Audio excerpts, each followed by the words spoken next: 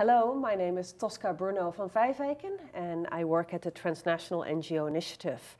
And today I'm undertaking a brief interview with our visiting Moynihan TNGO fellow, Uygar Ozesmi, who is the director for Eastern Europe and West Asia at Change.org. And you're going to tell me in a moment, I hope, what Change.org is all about, because not all our viewers might know. So thanks for allowing us to interview you today. This will be a helpful tool for students and other viewers. So let's talk a little bit about your organization and your role in it, Change.org. What is the nature and mission of your organization, and what is, I think, fairly unique about it?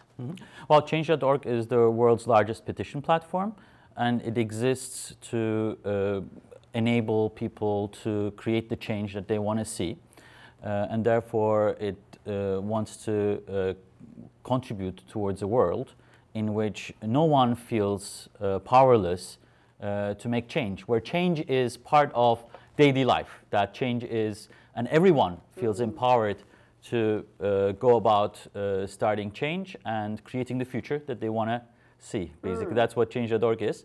And you can think of it as the Twitter or the YouTube of campaigning.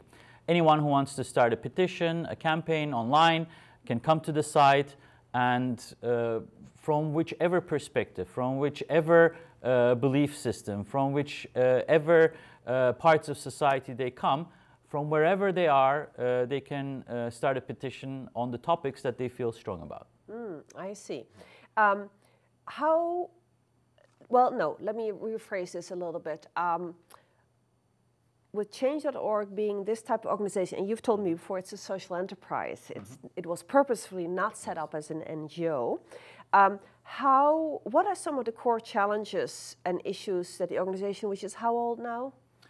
It was founded in 2007. Okay, so it's 5 years old. It's very young. It's very young, yeah. What are some of the core challenges and issues that Change.org is facing at the moment, and how are you dealing with those?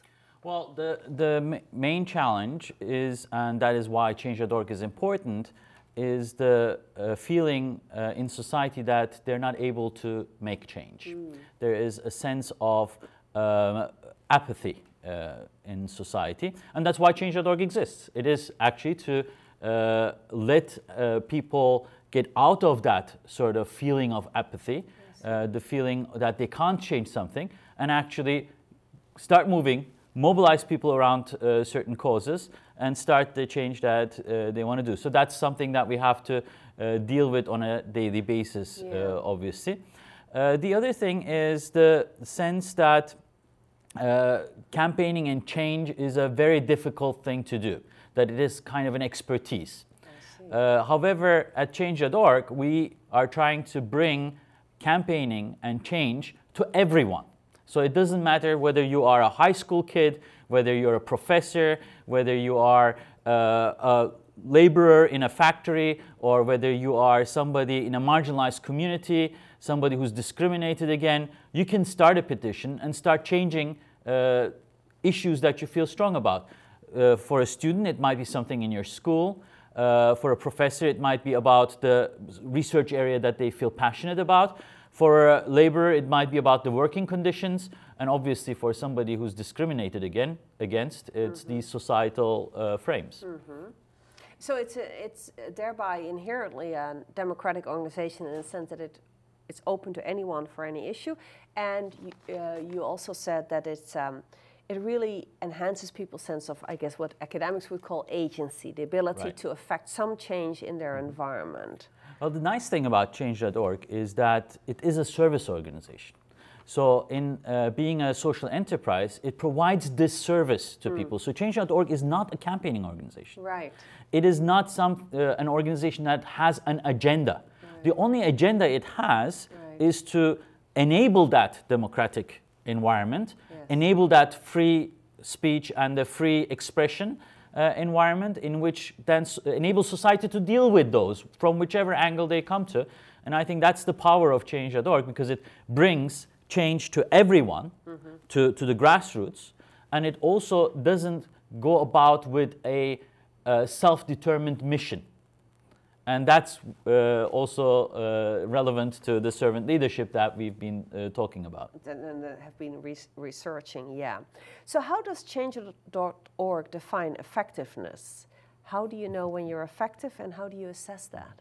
Well, in campaigning, when do you know you're effective? That's basically when you win the campaign. It's when you have a specific change goal in mind. And whenever you achieve that, that means you have been effective. And so what's the most important thing that we want to help people with Change.org is to create that change. So that's what we do. People who run their campaigns, their petitions on the site, once they achieve their result, they can declare a victory. So when they declare a victory, that means they have achieved the goals that they set forward for them. And there is no week passes or even no day passes where we have victories on Change.org, which is very nice for the staff as well, because you hear about these wonderful stories, wonderful human stories of people who were passionate about something. They started their campaign, and then they do that. They manage that change, and that gets then shared with us. But we also share those victories with others. And I think that's very important, because what that enables is show others that it is possible, that you can change things, that you have an effect, that you are not doing this in vain, but that if you take charge of your future, if you take charge of your situation, if you're willing to start a petition and campaign, you can make change. I was wondering if you keep kind of track of your win rate of your petitioners, not Change.org, but as you always emphasize, your petitioners, of their win rate as one indicator for success. Do you, by any chance, do you know what it is approximately? I can say it for, I mean, I haven't looked for the whole company, but I can say that for Turkey, approximately. So out of, let's say, 200, about 20, so I would say about 10% of the campaigns which become visible do reach their initial asks. But we need to be careful here, because there are two reasons why we need to be careful. So saying that the success rate is 10% would not be fair. So why wouldn't it be fair? First of all, we started only 8 months. So some campaigns take years. Yes. And they go ups and downs. So something that you start now can go down, but then rise again. So we can't really say at the moment, given our run rate, how much wins we're getting. But there's something else. Even if you don't win, if you don't achieve your desire to change something, doesn't mean that you weren't effective. What happens is, with all the signatures that you gather, you are creating awareness about those issues, first of all, because they have to spend their brain power on this. Second, you are building a community of people which come around this, because Change.org enables you then, as the petition creator, to message those people. And we have seen where a petition starter in one campaign didn't necessarily reach the result, but in the second campaign was able to mobilize those people that they were using in this campaign into this one, and then win over there as well. So it's not so easy. It's a more nuanced story. Yeah. It's very interesting. There could be lots of things to follow up on, but I need to be cognizant of our time. So let me move on a little bit to leadership. What kind of leadership skills, both formal but also, I think importantly, informal, are crucial to being an effective leader in Change.org? What does it mean to be a good leader in Change.org? Well, it means, since we are a service organization, you have to believe in service. And service is being a servant. And that's why I'm also studying in-depth servant leadership at the Moynihan initiative, because what happens is, if you don't have that kind of service orientation, if you think you know best, then you can't really service people whom their rights and their ideas need to come to the forefront. So when you have that mindset, it is very important to approach people in the way that, how can I help you? How can I make you succeed? So therefore, that kind of servant leadership becomes very critical at Change.org. The other thing that's important is to be able to work in a multicultural environment, because we are we have campaigns in 194 countries. We have a team that's spread around the world in every continent. So, except Antarctica, I guess. So what that means is we have a very diverse and different cultures in our team. So you have to be sensitive to cultures, but also be able to work with this kind of diversity. Teamwork is these days a very essential quality of all leaders, because this is also part of servant leadership as well, because team is a very important thing, and community is. So I think in Change.org, the leadership sees itself as a community rather than just an organization. So by being a community, you have to move with values. As a community, you have shared resources, and then you take care of each other in this resource. You support each other. So in an NGO environment, in a traditional NGO environment, or in a company environment, you might have a lot of competition between different departments or different teams. In Change.org, it's just the opposite. People are constantly helping each other out, supporting each other on issues, rather than competing on different resources. The other thing, which is interesting, is also because they have this attitude of helping out, they see helping out as an opportunity for learning. So the whole organization, and therefore as a leader, you have to see everything as a learning opportunity. And you constantly learn, improve, and have this iterative process of change itself in the organization. Because once you're learning, that means you're changing. Yeah, interesting. Last question. Can you capture for us, you've been with us for 2 weeks as a Moynihan TNGO Initiative Fellow. You've researched servant leadership and its particular relevance for organizations like Change.org, but I think you're also arguing for future-oriented organizations, correct? NGOs and otherwise. What are some of the main messages from your research that you can share with us? And secondly, in what ways is this kind of fellowship, 2-week fellowship, useful to your learning and your practices as a practitioner? Well, I mean, you can imagine for my position, we work nonstop and we're always in the issues. So even taking a holiday is a big sort of almost feels like a sacrifice. So coming to Moynihan for 2 weeks to be able to separate from all the daily issues with regards to the organization and focus on research, thinking, reflection is, first of all, a great opportunity. It is something which allows you to refresh yourself in terms of your intellectual thinking about, reflecting about the issues that you're doing in your practice as a leader, and also in terms of the new developments or the academic perspective on things that you know from practice.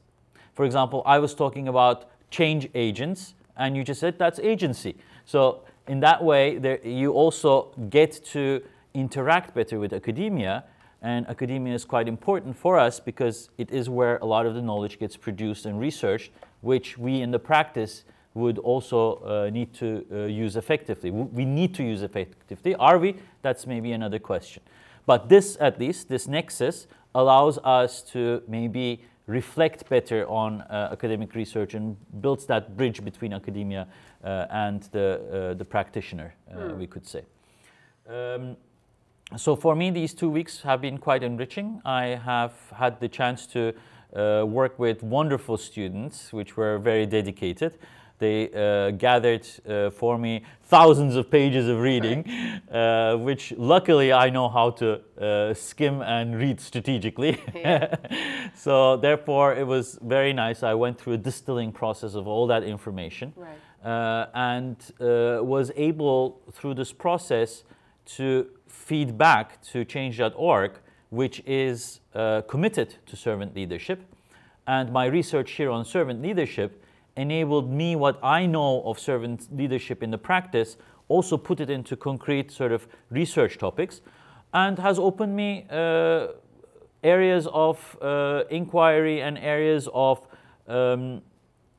interesting research on servant leadership, which I thought wouldn't even exist. So in that sense, it was very useful. I see. But so on the substance of your research, and I realize I'm asking you a hard thing, can you just tell us one or two main findings that you think that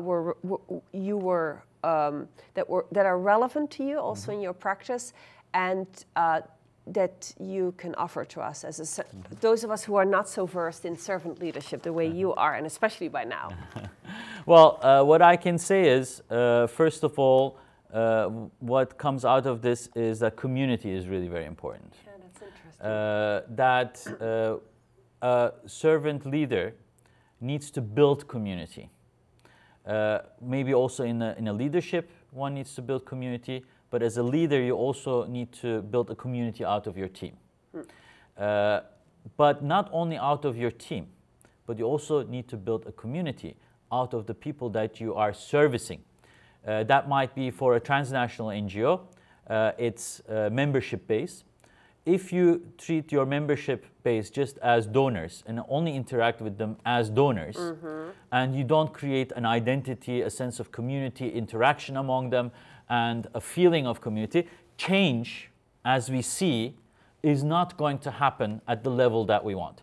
So one thing that I can say to all transnational NGOs, your members, your donors, your supporters, treat them not as silos, but treat them as part of you, as a whole community in which we become a whole. And I think servant leadership, I was sensing that was there, but through this reading I understood that it has a very embedded systems thinking. So if you are a servant leader, you approach organizations, people, teams from a systems perspective. From my own background as an ecologist, you look at it as an ecosystem. So there are certain forcing functions in the system. There are some utility functions which are going to provide output from the ecosystem. And there's a complex set of interactions, and there are functions. And there is redundancy also in the system. So there are backups in the system.